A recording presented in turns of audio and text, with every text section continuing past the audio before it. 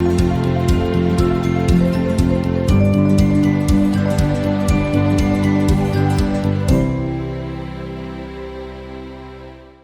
day, everyone. I'm Ilan Larose, NMC Regional Lead for the National Capital Region.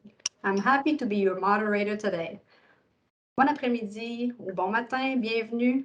Welcome to the National Managers Community Virtual Talk for February 24th, 2022. J'aimerais tout d'abord reconnaître que nous nous réunissons sur une terre autochtone qui a été habitée par des peuples autochtones depuis le début.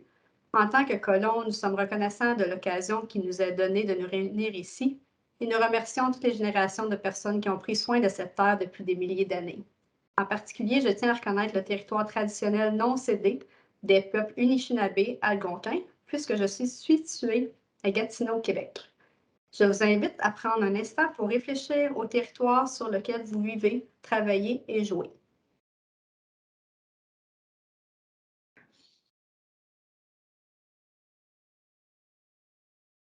Virtual talks are just one of the several ways that the NMC is working to engage over 40,000 managers and aspiring leaders across the country on topics of importance to you. I would like to continue with a few housekeeping items.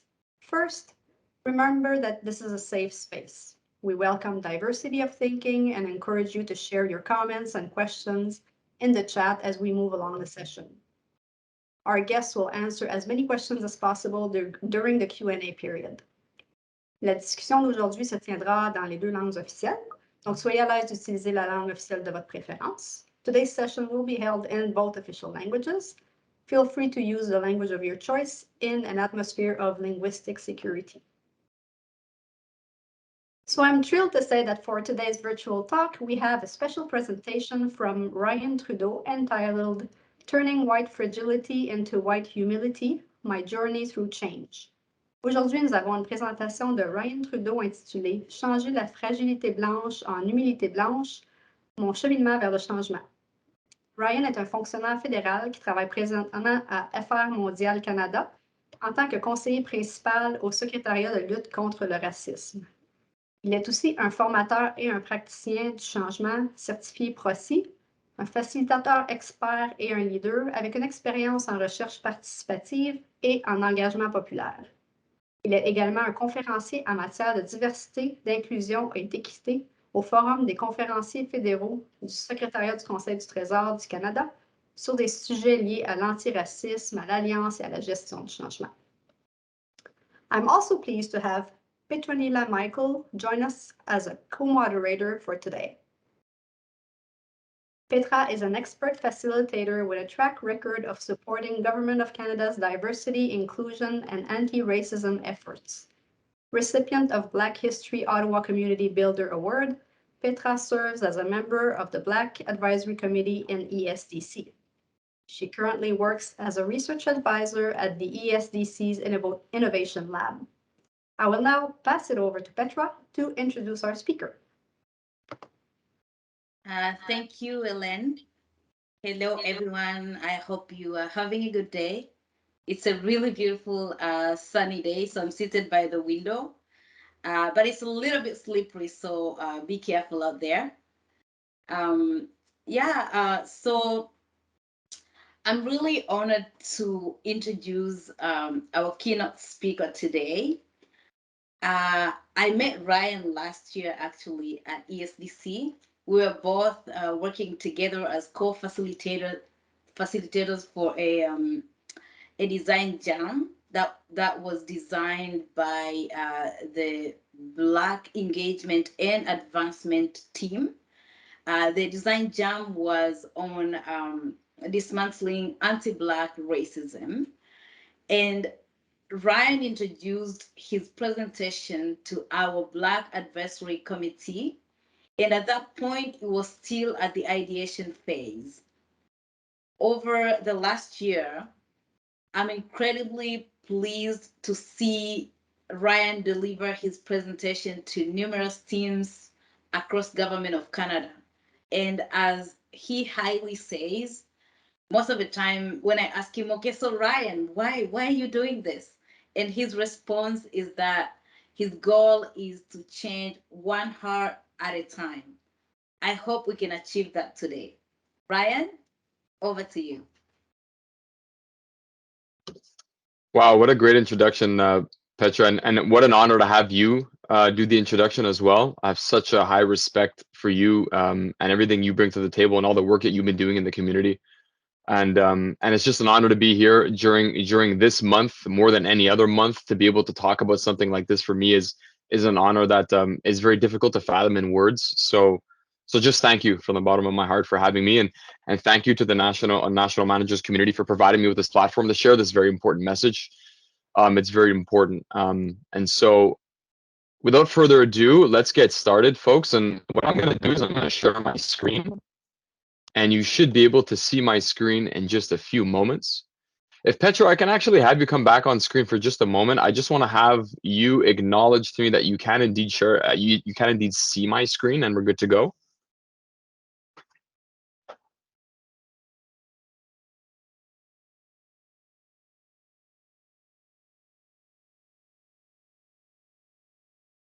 All right, thank you for the thumbs up. Perfect. So let's get started, folks. Alors vraiment, super important ici, c'est qu'avant de commencer aujourd'hui, il est important aussi de préciser que la terre dont je bénéficie actuellement et où j'ai choisi de vivre est un territoire traditionnel non cédé du peuple Kanien'kehá:ka, autrement dit aussi, ou autrement connu comme le territoire des Mohawks. Alors, il héberge à présent de nombreuses Premières Nations différentes, ainsi que des Inuits et des Métis aussi sur ce terre. Et la présence autochtone dans la grande région de Montréal, où je suis actuellement, reste forte et engagée. Et je suis reconnaissant que mon privilège m'a positionné ici en tant que colon blanc, et je m'engage à écouter et à apprendre continuellement des communautés autochtones sur l'île de la Tortue. Et je promets aussi qu'à travers des présentations comme celle-ci, que j'utiliserai continuellement ma plateforme comme une voix active pour encourager d'autres colons comme moi à s'engager dans les systèmes discriminatoires à l'égard des peuples autochtones au Canada et de le monde entier. Alors, beaucoup d'entre vous se joindre à nous de partout, peut-être au Canada, et même certaines, même d'ailleurs dans le monde, ça se peut. Alors, je vous invite vraiment donc à profiter de cette occasion pour faire des recherches et réfléchir sur la terre à laquelle vous vous trouvez. Alors, quelques précisions avant de commencer. Je ne suis en aucun cas un expert en relations raciales ou un chercheur ou un professionnel dans ce domaine. Il s'agit plutôt d'une présentation sur mon parcours personnel avec l'intention d'inspirer les autres à agir et à être le changement qu'ils souhaitent de voir. Toutes les informations, les outils et les ressources partagées dans cette présentation ont été accumulées tout au long de mon parcours et sont citées en conséquence. Je ne suis pas ici pour dire qui a raison ou non. Je suis simplement ici pour partager mon histoire. Enfin, veuillez noter aussi que les informations partagées dans cette présentation font référence à du matériel et des informations ou même des anecdotes personnelles qui peuvent être un déclencheur pour certains d'entre vous. Notez que j'en suis quand même conscient de ça et si nécessaire, je peux même vous partager une liste de ressources disponibles pour tous les fonctionnaires si vous souhaitez ou si vous avez besoin de les utiliser. So let's get started, right? The title. The title of this presentation, it's meant to be provocative. It serves purely to demand your attention and perhaps even spur defensiveness. And in saying this, folks, I ask that you please pay special attention to that feeling and do your best to listen with an open mind and an open heart. So what is white fragility anyways, right? I know that when I first heard the term myself, I immediately got defensive. And I asked myself questions like, white fragility, is it insinuating that I'm weak or something because I'm white? But I dug a little bit deeper and I found out that it means a whole lot more.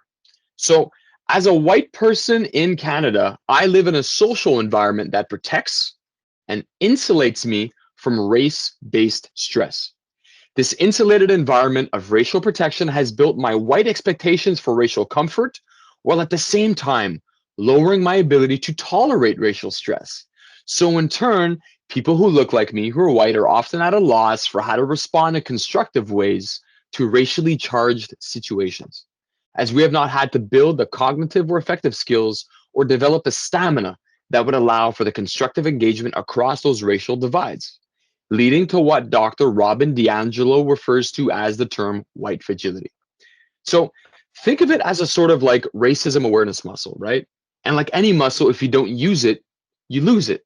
So furthermore, Dr. DiAngelo explains that white fragility is a state in which even a minimum amount of racial stress can even become intolerable, triggering a range of defensive moves. And these moves include the outward display of emotions like anger, fear, guilt, and behaviors like argumentation or silence, or even leaving the stress-inducing situation. And keep these last two in mind in particular because I'm going to refer to them multiple times during my story today.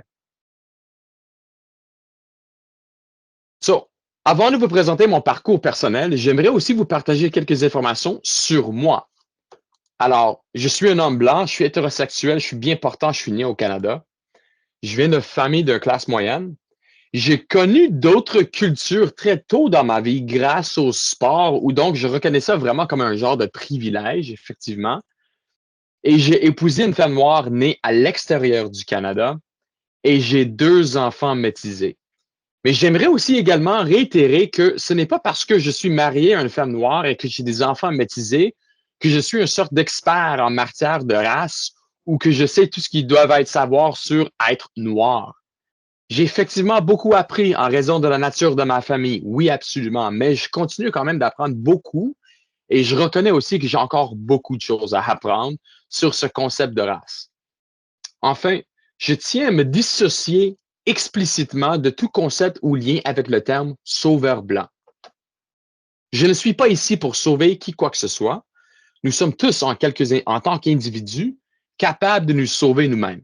Alors, je suis plutôt ici en tant qu'individu qui s'est impliqué dans un engagement à vie pour être le changement que je veux voir, surtout aussi pour mes enfants.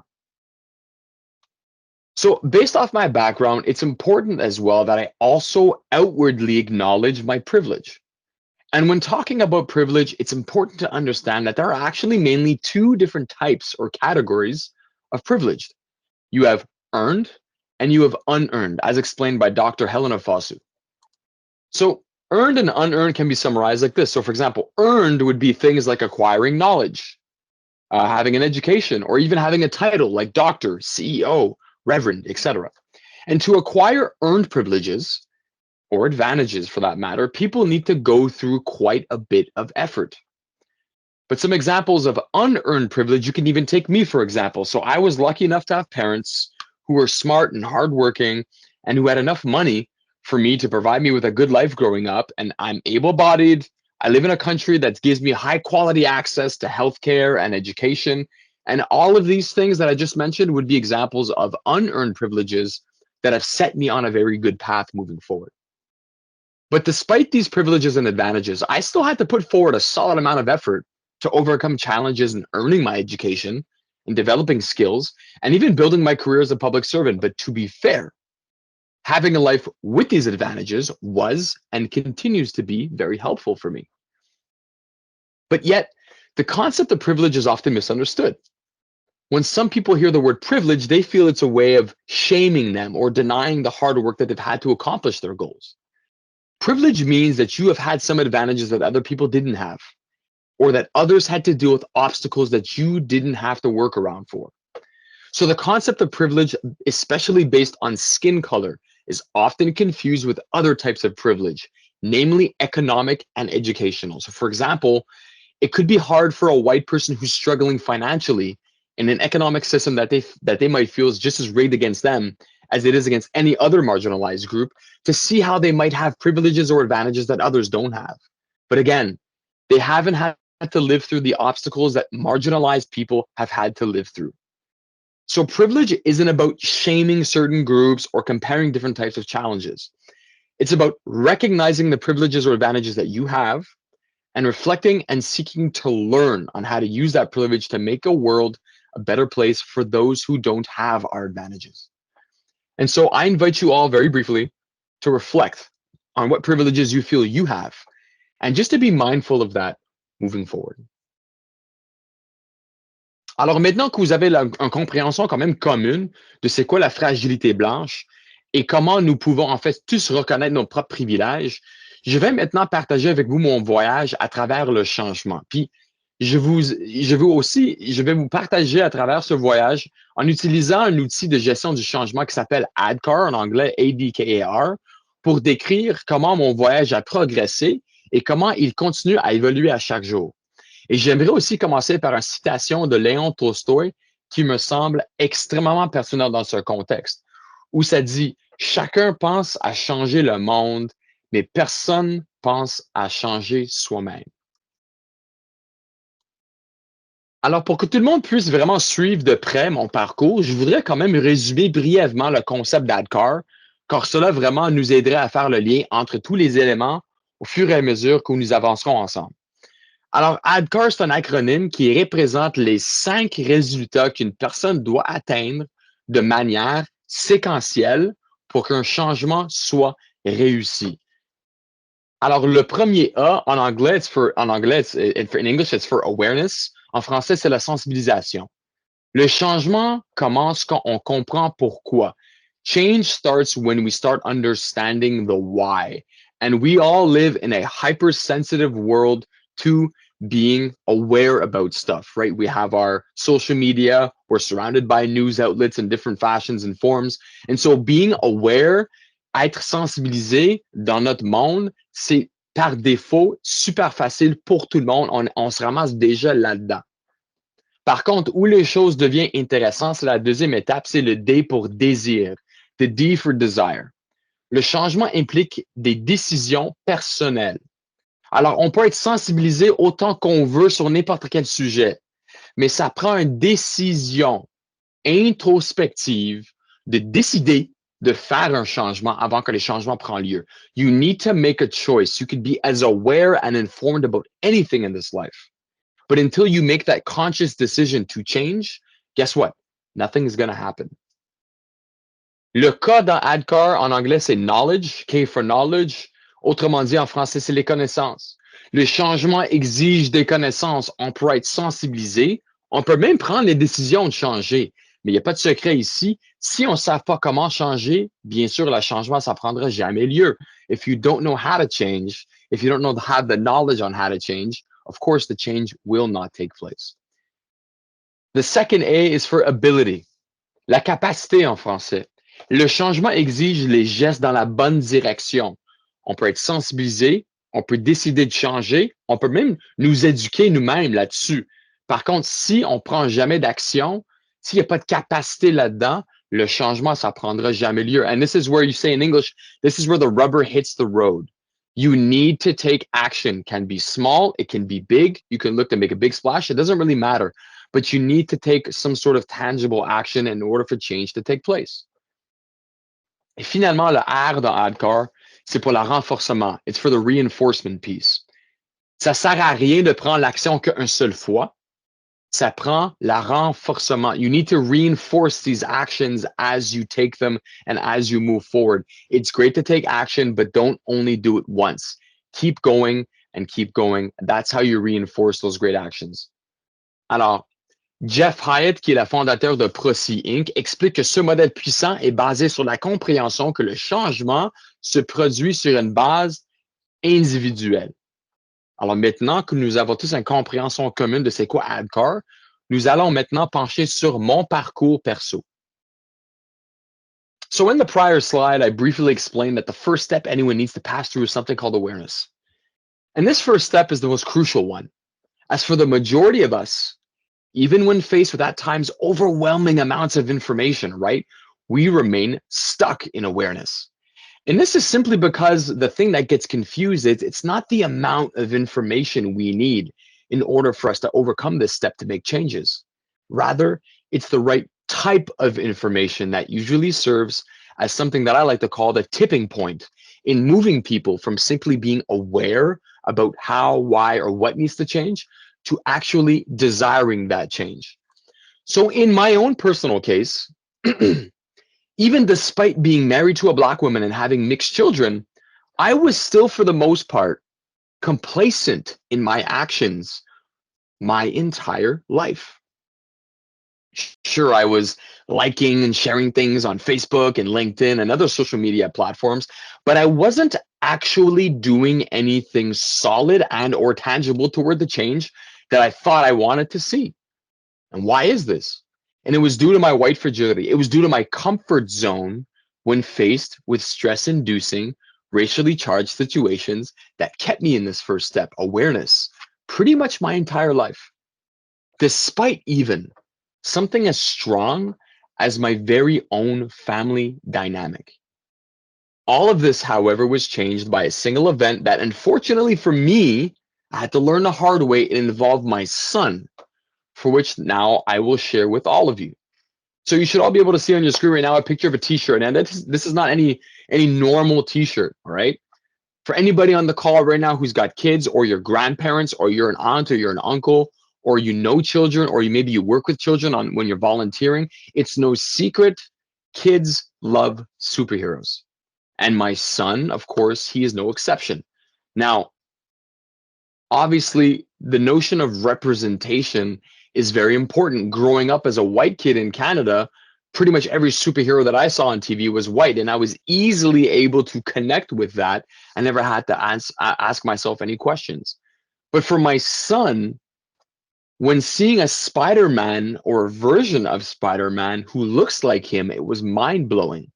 And so you'll see on the t-shirt that Marvel, the Marvel Comics universe, released a new spin-off of Spider-Man a few years ago for a kid named Miles Morales, who happens to be a black kid from Brooklyn, right?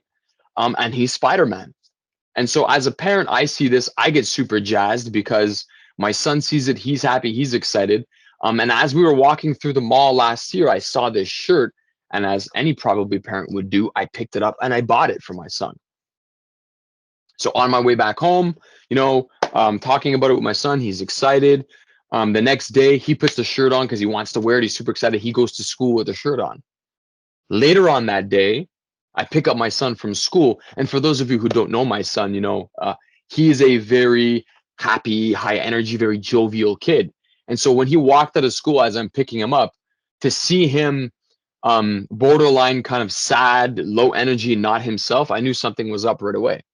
And so as he gets in the car, I start asking him, I'm like, hey, what's going on? How come you look so sad? How come you look so different? And he's a stone wall, doesn't want to talk about it. And that's not normal. My son is like a chatterbox usually. And so on the drive home, I start interrogating him like probably any parent would. And he just doesn't want to budge until finally he starts giving me a little bit more information. He goes, oh, I'm kind of sad and mad right now at the same time. And I'm like, okay, can you tell me a little bit more about this? And keep in mind, at the time, he's 7 years old. So talking about his emotions are not super easy or évident, comme on dit en français. And so he starts giving me more and more tidbits of information until he says, oh, it's about my t-shirt. And I'm like, okay, could you tell me some more? And then it goes, oh, my friends were laughing at me. And so I'm starting to get a little bit of a better idea of the situation until I ask him one more time to just please open up. I'm trying to understand why you look and feel this way. And then he explodes on me and he says, all my friends at school were laughing at me. And they also said that my t-shirt is stupid because Spider-Man is not supposed to be black. He's supposed to be white. And they said my t-shirt is stupid. So I never want to wear my shirt again. And then at this point in time, we were already home. So he stormed off to his room and he slammed the door. And as a parent, hearing my kid say something like that at 7 years old, it exposed to me a whole new experience that I never had to deal with as a white man.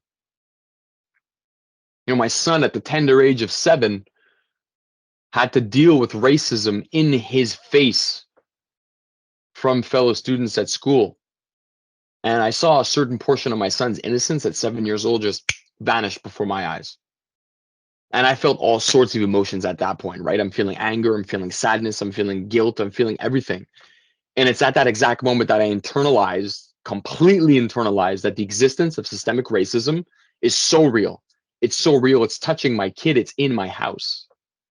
And for anybody on this call who is maybe questioning or flirting with the idea that systemic racism doesn't exist, I invite you to come to my house and explain to my son that it doesn't exist after what his 7-year-old white friends at school told him when he just wore something as simple as a t-shirt. Those kids learned it from somewhere. Veut pas, even if they didn't have any malintent, they learned that from somewhere.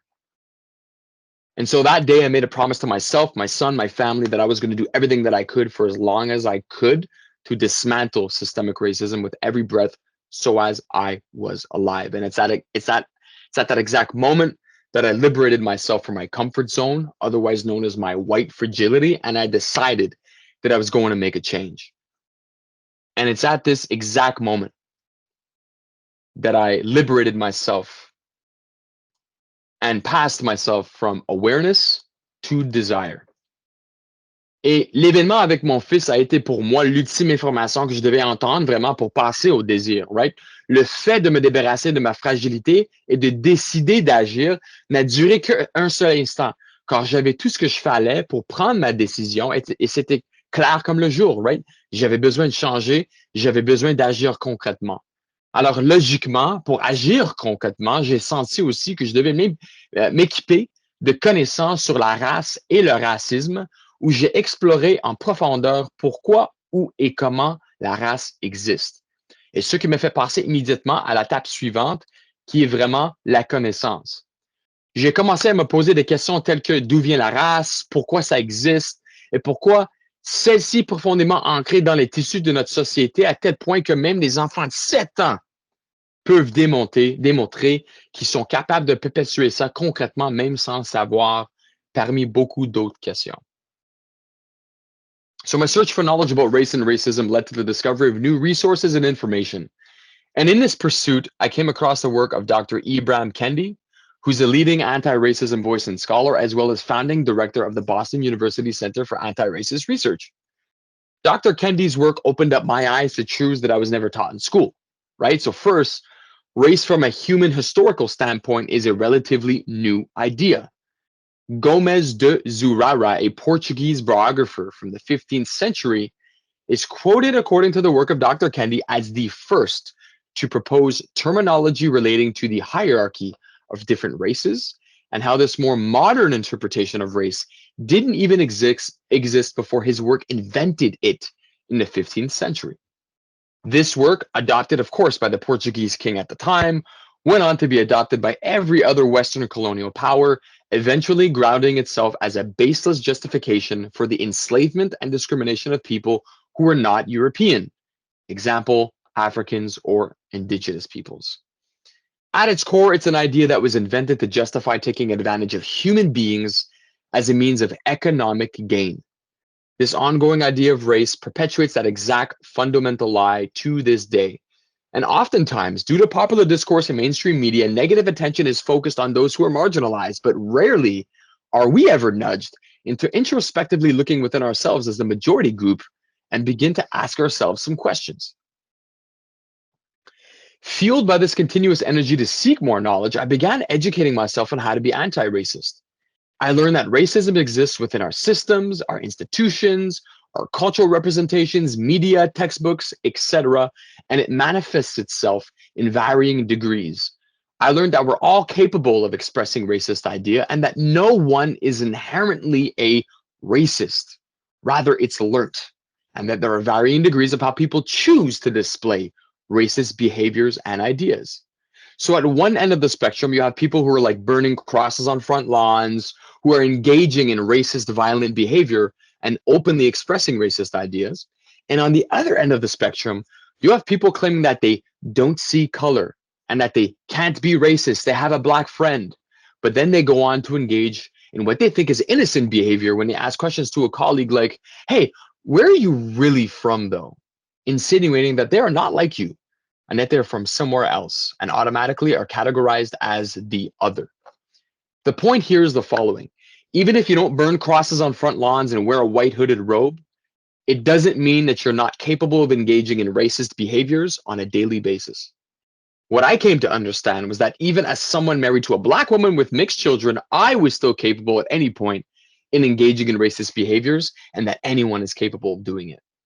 This was an aha moment for me, right? It opened up my eyes to understanding what microaggressions were, how my own unconscious bias was affecting others, and how this comfort zone, otherwise known as my white fragility, was keeping me from stress-inducing, racially charged situations to challenging that status quo.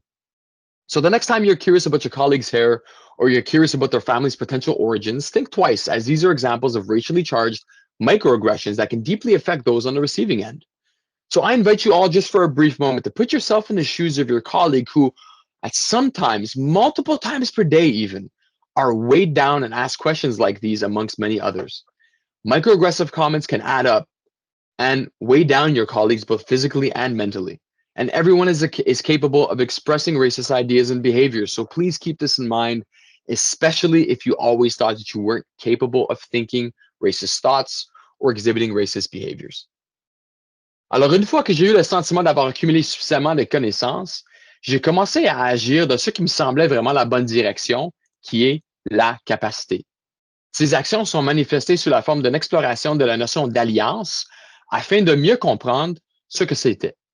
Et en fin de compte, j'ai appris comment être un allié et mon éducation continue jusqu'à aujourd'hui. Alors, c'est quoi un allié, effectivement, right? Alors, être un allié, c'est marcher aux côtés ou avec ceux dont la voix est souvent ignorée ou est réduite au silence. Une alliance authentique demande du courage. Pour être un véritable allié, il faut faire un travail intérieur pour comprendre comment on participe à des systèmes injustes ou même oppressifs.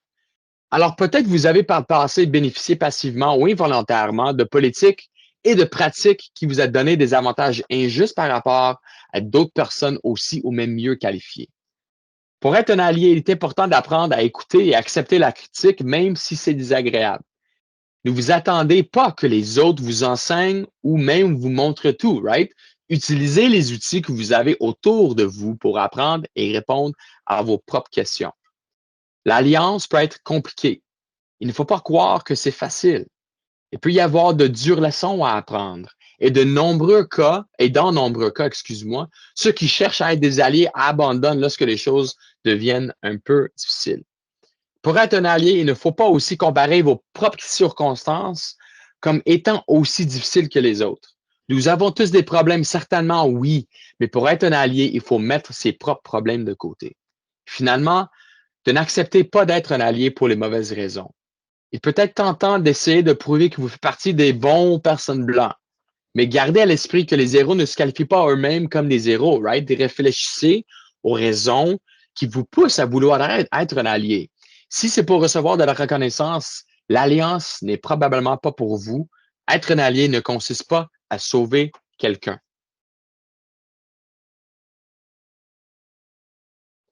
So how can you be an effective ally, right? So the following are 10 points on how to be an ally shared by Patricia Harwood, who is currently the Director of Representation and Legal Services Branch at the Public Servants Alliance of Canada, otherwise known as PSAC, and it can actually be found on the Canada School Public Service website under the Anti-Racism Learning Series. And so the first point that Patricia shares is be an active listener, right? We always feel tempted when one of our marginalized colleagues even has, first of all, it takes a lot of courage for one of our marginalized colleagues to come up to us and want to share something that happened to them that was maybe hurtful. So be mindful of that, first of all. And second of all, it may also be tempting to say, oh, I know what it feels like. But the truth is you don't. And so what I'm challenging you to do is to be an active listener. Ask questions about how they felt. Ask questions about who was involved. Ask questions, be curious, and actively listen to our colleagues when they want to talk to us. Don't rely on others for your learning. It's one thing to listen and ask questions when the opportunity arises, but it's another thing to continually rely on them to educate yourself. I challenge you all to get out there and educate yourselves on how to be an ally, and that starts with equipping yourself with knowledge.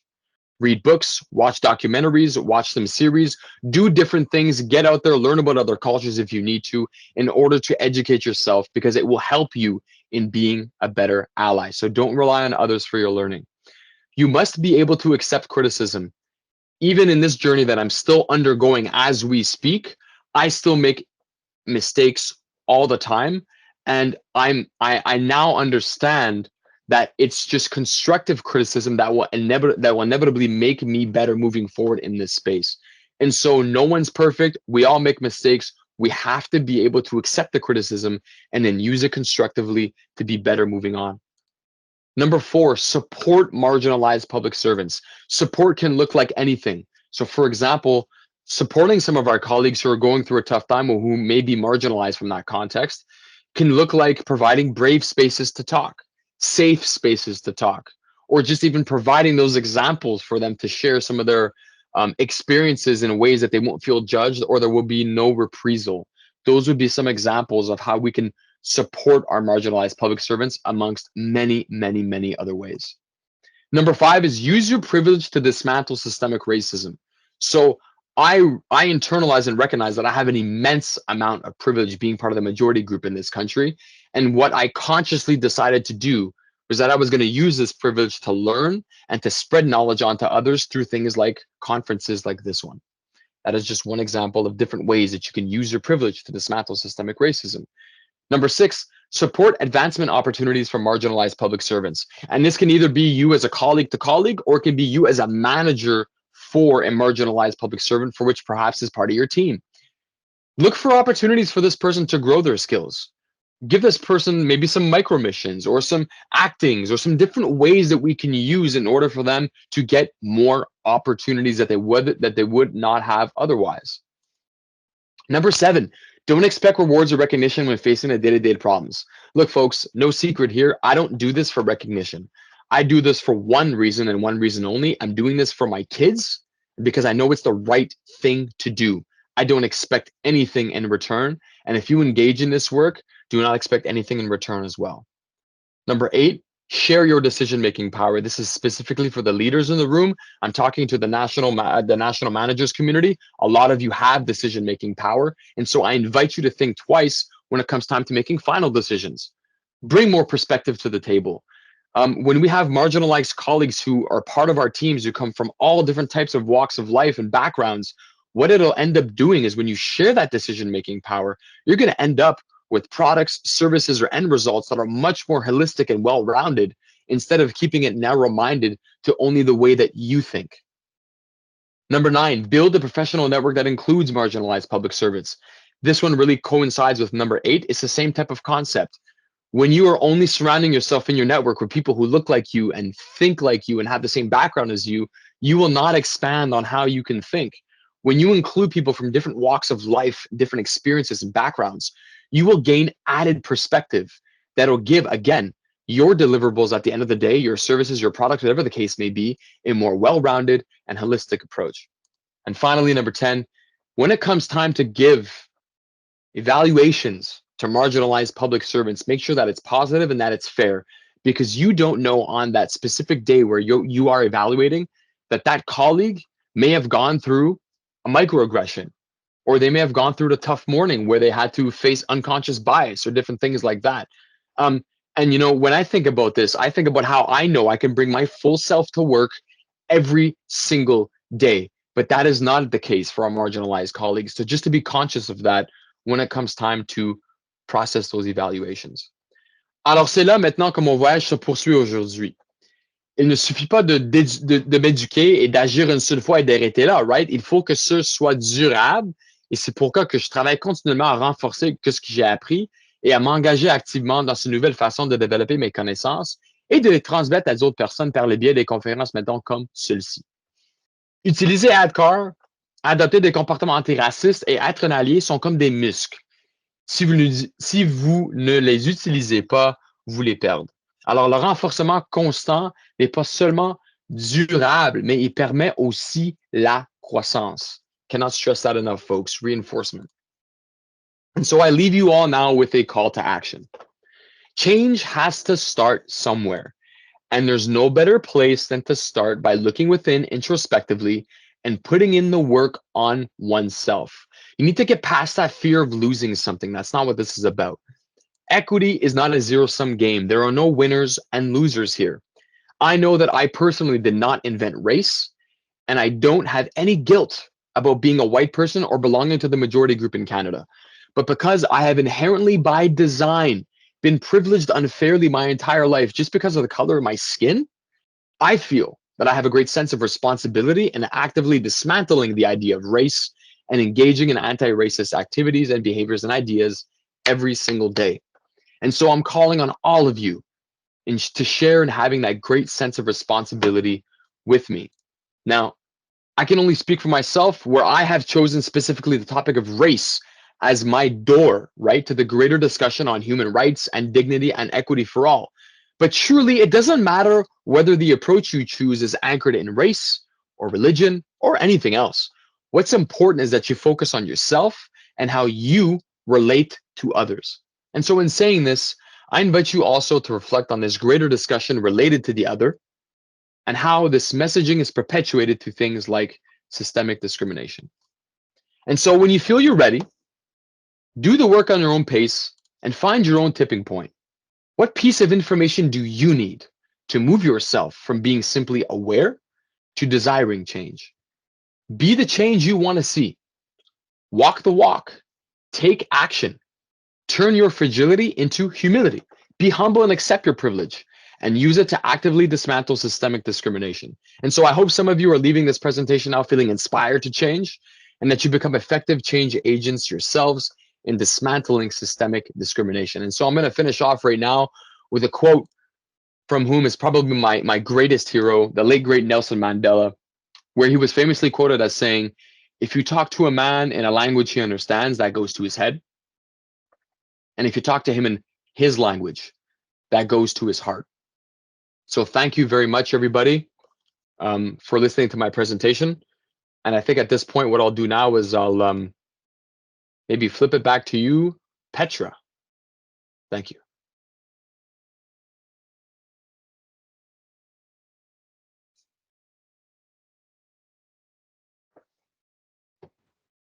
Okay, yeah, the mute button, right? Thank you so much, Ryan. This was very inspirational. The story of your son and your family and the journey that you took yourself and, walking us through the ADCAR. I really, really appreciate that. So thank you, thank you. We're going to move into questions from participants very soon. At this time, so I will be posing the question to Ryan, and then Helen will help with any French questions. And yeah, we're just gonna have a conversation here. Let's start with the first question. And please, everyone, feel free to add your questions on the chat. So, Ryan, what is the most important lesson that you have learned in your journey as a public servant and also as a parent to mixed children? Helen? Oui, donc en français, quelle est la leçon la plus importante, Ryan, que vous avez apprise lors de votre parcours en tant que fonctionnaire, mais aussi en tant que parent d'enfants mixtes? Ouais, c'est une très bonne question. Écoute, la réponse est simple, mais en même temps, c'est pas simple. So the answer to this question is simple, but at the same time, not simple. So the simple explanation is that the most important lesson that I've learned going through all this, and even being a parent to mixed kids, is that I need to focus on myself. And that's an easy kind of first step to the answer, but the hard part is actually focusing on myself, because in this space, it's so easy to get caught up in how important and huge fighting systemic racism is. It's such a big thing, and it can get overwhelming to try to figure out where you fit in all of it. And it can get very overwhelming in how you can take first steps into dismantling it. But what I realized was that as long as I stay focused on myself, educating myself on how to be a better father, educating myself on how to be a better ally, educating myself on how to be a better husband, it all fits together. And for me, it's probably been the most important lesson, because it continually comes back every time I kind of start getting away from it. I always realize, oh yeah, I need to focus back on myself. As long as I understand who I am, what I'm about, and how I can better educate myself, it always leads to better results afterwards. And so that's for me, parent, husband, public servant, no matter what, and it's definitely the key to having a successful kind of journey in this space. That's fantastic. I mean, as I said at the introductory part, I met you when you were just thinking through the idea of making this presentation, and now it's been over a year or so, and you've been talking to people, I would say like at different parts of government of Canada. So my question for you, like how has your presentation been received? Do you see that you're getting closer to achieving your goal of changing at least one heart? Like how do you feel as you move along with this work? That's a really good question, Petra. Like, I mean, with more and more and more of these presentations that I give, the more confidence I get in the belief that we are changing. And when I say we, I'm talking about the public service. I'm also talking about society in general, because a lot of the feedback that I get is extremely positive, even when talking about something as uncomfortable as this. I also want to reiterate the fact, though, that it's almost a shame that it has to take a white person to talk about this for people to listen. And because when I was flirting with this idea of doing this deck, right, Petra, last year, and you talked about when we met and all that, we met because I was getting involved in this space. And as I look to my left and to my right, I don't see anybody who looks like me getting involved. And I'm starting to ask, okay, there's something wrong there, because as much as it is on anybody's shoulders, we all share an equal responsibility in this, right? And because I didn't see anybody who looked like me, it was something that that I decided to say, you know what, no, I need to make a change. Something needs to be done. And so I explored this presentation as a way of getting the word out to start, quote unquote, making more people woke to this kind of work and bringing them to the table. But at the same time, I'm still cognizant of the fact that it should be enough for someone who looks like you to say this exact presentation and it be received in the exact same way. But it's a testimony to how our society is still constructed, that it has to be someone like me for it to ring across differently, right? And so that part is still a struggle. That part is still, for me, an indicator that we have a lot of work to do, but we're getting there. We're getting there. And I think I can say with confidence, at least, that every time I do one presentation, I think I'm changing one person's heart and mind. I hope. Definitely. I mean, you changed my heart with the story of your son and the t-shirt. Honestly, like I was like, this is what we want to hear, because I'm also a parent, and actually my son is also 7, which is interesting. And yeah, these things are not just made up stories. And you said something about having a white person talk about racism and why that's important. I think that's very, very like important, because of the mental taxing that doing this work really bring to Black people. Personally, I joined the government in 2018, and I have started to work on this space maybe for about 2 years now. And I see that sometimes it's so difficult for me to talk about anti-Black racism, because there's too much talk and there's no action. And I get like, sometimes I also feel like I'm carrying the weight of all the Black people in this country or in this world. And I think one time I mentioned maybe to you, Ryan, that I don't really represent all Black people. I also have my own privileges. Like I have a master's degree. I'm working for the government. Like I have like my other privileges, and maybe I may not be able to represent all the Black people. And so when I see like white people stepping up and taking action and talking about anti-Black racism, it gives me hope, because I feel like I don't have to do this work alone. So yeah, that's amazing. I'm just gonna go see if there's another question here. Thank you for that, Petra. Yeah, and you can comment or say something or react. But Oh, there's a comment, but it's in French, and I think Ellen can read that for you probably. OK, let me see.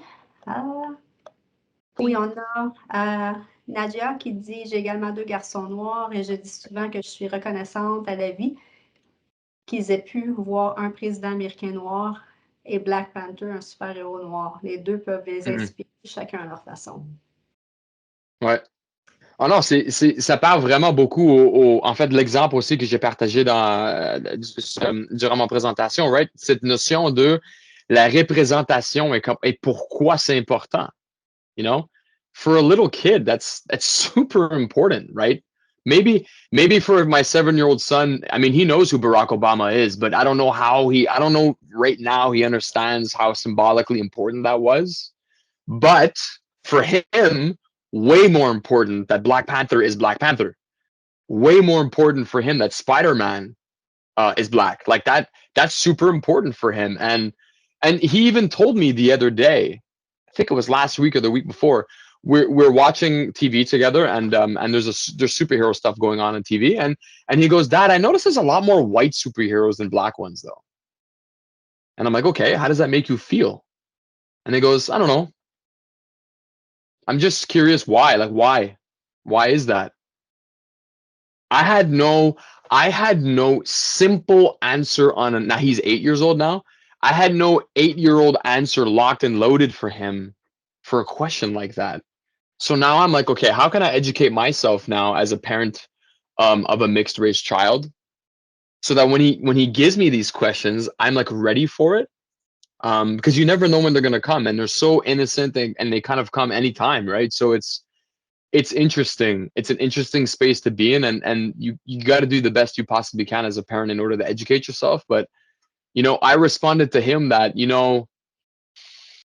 where we live, there's more people who look like me, and most likely these are the people who made the comic. And so when they were making the comic, they didn't think about you. They thought about people who look like me. And he goes, well, that's frustrating. And I'm like, yeah, it is frustrating. And I said, that's why it's important when we see Miles Morales and we see the new Captain America, who happens to be black now, and we see Black Panther. It's important, and I try to do my best to make sure that he sees that, so that he sees himself. Absolutely. Thank you so much for that. I have a question that came from our participants for you here. Sure. The question says, I would be interested in the role of white people in calling out racist behaviors against marginalized people that they witness in the workplace. So like, what do you think about the role of white people? The role. This is a tough question, because again, my approach here will be the individual approach. So what I mean by that is, first of all, in order to call out things that you see that you don't agree with, you have to be confident and you have to be comfortable to do that. 1. 2, everybody has a different opinion on this. Now, this is just my opinion. And if I were to be in a situation like that, this is how I would approach it, right? If I was comfortable, for example, in a meeting room with my smaller team, and I was comfortable with everyone around me, I would address it outright in front of everybody, knowing that there would be no reprisal for me, right? For my career. And these are all things that are coming into play. And you can see how many layers to this there is. But in all honesty, when you do that, you're also saying, I'm going to take responsibility for it. And you're not leaving room for your marginalized colleague to perhaps even defend themselves, right? But it's also not the marginalized colleague's responsibility to educate the person on who just perpetuated, for example, a microaggression. It's a very complex situation, and there's no right way to go around it. But what I would say is, if I'm in a situation, maybe in a hallway where I'm passing, or I'm in a situation where I don't really know anybody, my suggestion would be to always educate people separately, one-on-one. Calling people out in front of everyone else, what it usually does for the person who perpetuated the racial microaggression, for example, is they'll get defensive immediately, and it'll escalate tensions, and it'll also put a wall up for them being educated on the matter. But if you take that person aside, away from everybody else, and you're one-on-one, the guard goes down, you share what happened, you let them know it wasn't a good thing, and then you invite them to educate themselves on why it was wrong. The other piece of this is that you should also go see your colleague who is victimized as the marginalized person, and to let them know that you saw what happened, that you don't agree with it, and that you did talk to your other colleague, but that you invite the person to do whatever they please, and you also ask the person if you would like them to, if you would like to be, if you also ask your colleague who is the victim in this circumstance if anything else needs to be done, because you need to acknowledge too that this is their space. They are the victims, and you're not trying to step into their space. You're letting them know that you intervened and that you respect them as people, and their space as well. Very tricky. Petra, I want to hear what you have to say about this, because this is something that comes up every time, right? And it's such a classic example. But yeah, welcome to chime in, please. Yeah, I think, as I was saying before, the work of dismantling anti-Black racism has been put on Black people. We have been doing the work. It's really sad that we did not invent racism as Black people. We have to experience racism. In that scenario, when I experience racism, I'm a victim. And at the same time, even though I'm powerless, I still have to be the one to fight against it. So, like, right there, there's a role that white people have to play, because you guys, you've got the power. When it comes to racism, if it's coming from a white person and we have white majority, then absolutely the power dynamic comes at play. So I think that dismantling anti-Black racism or any kind of racism and discrimination is everyone's role. And as a white person, you cannot be an exception and sit there and just say, yeah, that's not my problem. I don't know anything to do with racism. And the most, I think, interesting thing I've heard people saying, well, I'm not a racist person. Like, I'm not racist. Like, I'm not racist. What are you talking about? Like, I'm pretty educated. I'm pretty good. But they don't really do anything. So I think that we are going to get to the end of our session today. Unfortunately, we were not able to answer all the questions that you had. But if there's one thing that you can do, is really to think about it and try to do the right thing at all times. If you witness racism, do something. If you are in a position to change our hiring processes, for example, you guys are managers, most of you are managers. If you're in a position to maybe hire, promote, sponsor, do something, because we have a lot of Black talent across our public service. So I think I'll end it there. I will be actually heading to another meeting right now. So I'm speaking at the Public Sector Innovation Show. So I'll just say my goodbye. Thank you so much for having me here today. And I look forward to continuing the conversation with you at another time. With that, I'll pass it over to Ellen to close it off. Thank you so much, everyone, and goodbye. Have a wonderful afternoon. Thank you, Thank Petra. you so much, Petra. Thank you. Bye. It's so unfortunate that we don't have time for more questions, because I was checking the questions in the chats, and the Yeah, some good ones are there. so good. So, but I want to thank you all, the participants, for joining us today. I hope that you enjoyed the session. From what I'm seeing, the interaction, I think it was very positive. And I'm hoping that, I mean, it's going to reinforce the necessity for all of us to take an active role in ending all forms of discrimination, oppression, and, you know, constantly challenging our own biases and creating an environment in which employees feel empowered and safe to speak up when they witness barriers to equity and inclusion. Donc, j'espère que vous avez apprécié la séance d'aujourd'hui et que ça a vraiment renforcer la nécessité pour nous tous de contribuer activement à mettre fin à toute forme de discrimination et d'oppression. So a big thank you to you, Ryan, for taking the time to share your personal experiences and some great takeaways. It was very inspirational, and I know that I'm feeling motivated to try to see what I can do. And I know Petra has left, but thank you to Petra for co-moderating this event and also for sharing some of her perspectives on this important topic. I also want to thank my colleagues here at the NMC for their help in coordinating the event. We encourage you to stay connected to the NMC for information on our next events. Donc, joignez-vous à nous pour nos prochains événements. Nous avons un événement prévu en collaboration avec l'École de la fonction publique du Canada le 12 mai avec Rachel Zellers au sujet de l'antiracisme et du rôle des gestionnaires dans cette conversation. The school is also hosting an event tomorrow in partnership with the Federal Black Employee Caucus for Black History Month. It's entitled Black History Month 2022, The Struggle to Serve During the First World War. So I encourage you to register.